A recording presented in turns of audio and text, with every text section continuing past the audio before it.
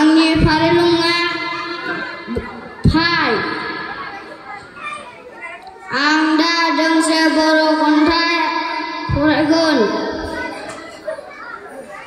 बे बर' खन्थाइनि मुङा समायना आइ सोमफोरे जोंनि जोनोमथिलि। समायना आइ सोमफोरे सोरगिदिं हाजो हाला, जेरैबो बोहैलांदों दैमा दैसा, फैलाव गुवार हायेन, बोहैलांदों बुरलुंबुथुरा गेजेर गेजेर। सोमखोर सोमखोर अरनबारि, गांसो फोथार आरो माइ दुब्लि। गोजोन्थों। आंनि मुङा बारदै बसुमतारी। आं थाखो 4आव फरायो।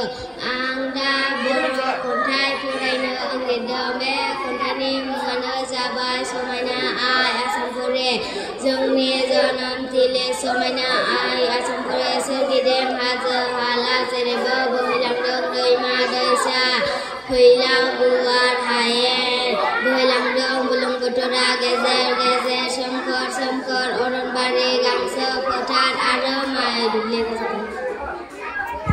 आंनि मुङा मोगथां बसुमतारी। आं थाखो 4आव फरायो। आं दोंसे खन्थाइ आवरायनो सानदों।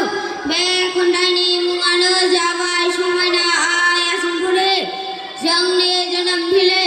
समायना आइ आसामफोरे सोरगिदिं हाजो हाला, जेरैबो बोहैलांदों दैमा दैसा, फैलाव गुवार हायेन, बोहैलांदों बुरलुंबुथुरा गेजेर गेजेर। सोमखोर सोमखोर अरनबारि, गांसो फोथार आरो माइ दुब्लि। गोजोन्थों।